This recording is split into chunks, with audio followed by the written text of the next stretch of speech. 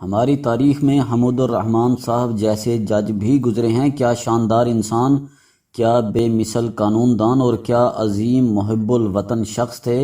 1910 میں پٹنہ بہار میں پیدا ہوئے۔ والد داؤد الرحمن متحدہ ہندوستان کے پہلے مسلمان سرجن تھے۔ وہ امیر کویت کے ذاتی معالج بھی رہے اور ہندوستان کے تمام بڑے نوابین کے سرجن بھی۔ ڈاکٹر داؤد الرحمن کا باقی خاندان قانون دان تھا۔ آدھی فیملی وکالت کے پیشے سے منسلک تھی اور آدھی جج۔ بڑے صاحبزادے موحد الرحمن انگریز دور میں کلکتہ ہائی کورٹ کے جج رہے۔ حمود الرحمن نے کلکتہ سے تعلیم حاصل کی، لندن سے لاء کی ڈگری لی اور وکالت کا پیشہ اختیار کر لیا۔ مستقبل روشن تھا، لیکن پاکستان بنا تو خاندان سمیت ڈھاکہ شفٹ ہو گئے۔ اسٹیٹ بینک آف پاکستان کے پہلے لیگل ایڈوائزر بنے، مشرقی پاکستان کے ایڈوکیٹ جنرل بھی رہے اور ڈھاکہ یونیورسٹی کے وائس چانسلر بھی۔ ڈھاکہ ہائی کورٹ کے جج بنے اور اپنے فیصلوں سے تہلکہ مچا دیا۔ 1968 میں جسٹس رابرٹ کارنیلس ریٹائر ہو رہے تھے۔ صدر ایوب خان نے ان سے اگلے چیف جسٹس کے بارے میں رائے لی تو جسٹس کارنیلس نے فوراً جواب دیا، پورے ملک میں حمود الرحمن سے بہتر کوئی امیدوار نہیں، اور یوں ایوب خان نے جسٹس کارنیلس کی سفارش پر جسٹس حمود الرحمن کو چیف جسٹس آف پاکستان بنا دیا۔ یہ متحدہ پاکستان کے آخری چیف جسٹس تھے۔ جنرل یحییٰ خان کا مارشل اللہ لگا۔ عاصمہ جیلانی نے سپریم کورٹ میں مارشل اللہ کے خلاف رٹ دائر کر دی۔ چیف جسٹس حمود الرحمن نے نہ صرف یحییٰ خان کے خلاف فیصلہ دے دیا بلکہ مارشل اللہ کو غیر آئینی بھی قرار دے دیا اور ملک میں فوری الیکشن کا حکم بھی جاری کر دیا۔ یوں جنرل یحییٰ خان 1970 میں صاف اور شفاف الیکشن کرانے پر مجبور ہو گئے۔ یہ فیصلہ آج بھی سپریم کورٹ اور پاکستان کی آئینی تاریخ میں عاصمہ جیلانی کیس کے نام سے مشہور ہے، اور ملک میں اس کے بعد جب بھی مارشل اللہ لگا یہ کیس تازہ ہوا اور سپریم کورٹ میں اس کی بنیاد پر رٹ فائل ہوئی۔ بہرحال 1971 میں ملک ٹوٹ گیا۔ جسٹس حمود الرحمن کا خاندان مشرقی پاکستان میں رہ گیا، لیکن انہوں نے پاکستان چھوڑنے سے انکار کر دیا۔ یہ 1975 تک چیف جسٹس رہے، ریٹائر ہوئے، لاہور میں سکونت اختیار کی۔ پاکستان نظریاتی کونسل کے چیئرمین بھی رہے اور 1981 میں لاہور میں فوت ہو کر پاکستان کی مٹی میں دفن ہو گئے۔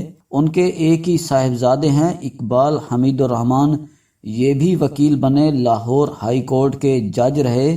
جنوری 2011 میں اسلام آباد ہائی کورٹ کے چیف جسٹس بن گئے، سپریم کورٹ آف پاکستان کے جج بھی بنے اور آخر میں 2016 میں اعلیٰ ترین عدلیہ سے مستعفی ہو کر اب چپ چاپ خاموش زندگی گزار رہے ہیں۔ یہ پاکستان کے عظیم سپوت کا مختصر سا پروفائل تھا۔ یہ پروفائل اور ان کے کارنامے اپنی جگہ، لیکن ان کا اصل کارنامہ حمود الرحمن رپورٹ تھی۔ ذوالفقار علی بھٹو نے پاکستان ٹوٹنے کی وجوہات تلاش کرنے کے لیے چیف جسٹس حمود الرحمن کی سربراہی میں 4 رکنی کمیشن بنایا تھا۔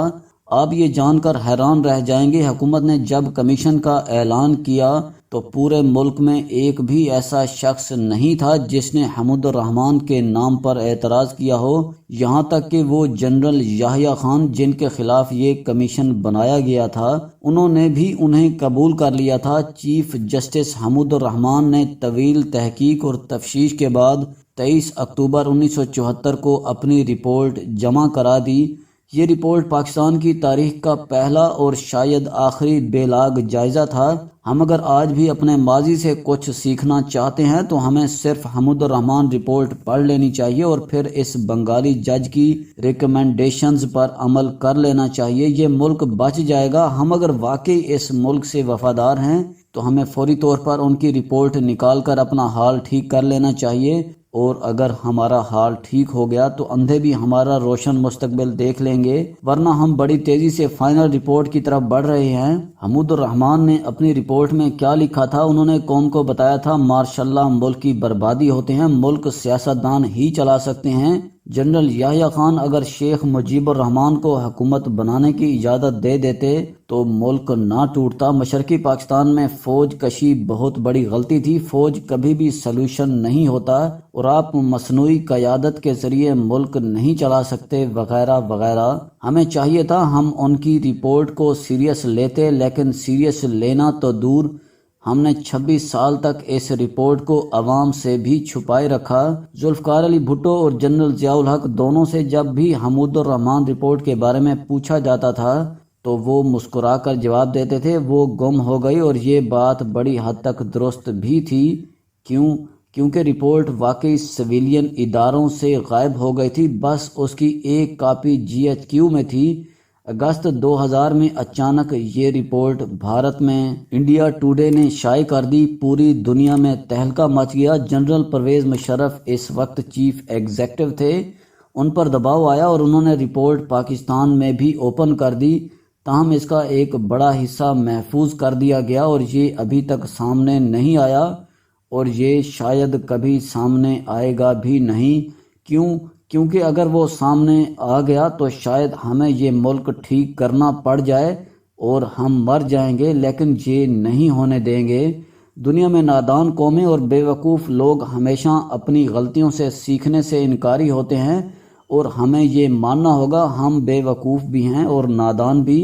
آپ کو اگر یقین نہ آئے تو آپ دیکھ لیجئے ہم آج بھی کیا کر رہے ہیں، ہم آج بھی ایک دوسرے کو سلیکٹ کر رہے ہیں۔ وزیر اعظم کمزور سلیکٹر کو اوپر لے آتے ہیں اور سلیکٹر کمزور وزیر اعظم کا بندوبست کر لیتے ہیں، اور یہ دنیا کی مانی ہوئی حقیقت ہے۔ کمزور لوگ کبھی مضبوط لوگوں کو اپنا ماتحت نہیں بناتے، یہ ہمیشہ یس سر اور خاموش بیٹھ کر سننے والوں کو پسند کرتے ہیں، اور اس ملک میں مسلسل یہ ہو رہا ہے۔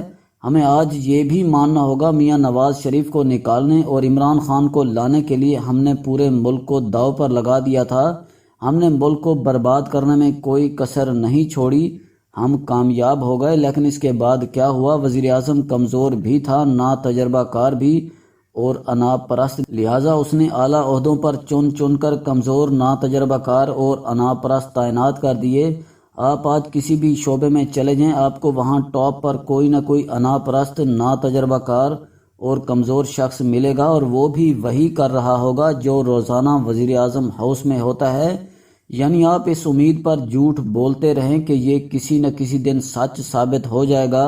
آپ بے شک آنکھیں بند کر کے پاکستان کو دنیا کا سستا ترین ملک قرار دے دیں، آپ بے شک ڈالر کو 182 روپے پر لے جائیں، یا گیس 200%، بجلی 52%، پیٹرول کو 60% بڑھا دیں، اور مہنگائی کو 12.3% تک آپ سے کوئی پوچھے گا اور نہ ہی سوال کرے گا، اور اگر کوئی یہ گستاخی کر دے تو آپ مسکرا کر جواب دے دیں ہمارے سر سے ابھی ہاتھ نہیں اٹھا، اور ادارے 20 سال کی پلاننگ کیا کرتے ہیں۔ کیا یہ پلاننگ تھی اور کیا یہ ہاتھ تھا؟ آپ 3.5 برسوں میں دیکھ لیں، کیا کوئی ایسا شخص اپنی سیٹ پر برقرار رہا جس نے حکومت کو جگانے کی غلطی کر دی ہو؟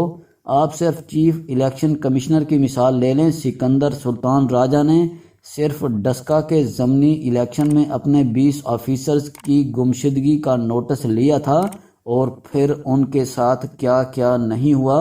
آج ایک رانا شمیم بول رہا ہے، یہ سچے ہیں یا جھوٹے؟ آپ چند لمحوں کے لیے یہ بحث بھول جائیں اور یہ سوچیں اگر ایسے 8-10 لوگ بول پڑے یا کسی استعمال شدہ ٹیشو پیپر نے اعترافی بیان دے دیا تو یہ ریاست کہاں ہوگی؟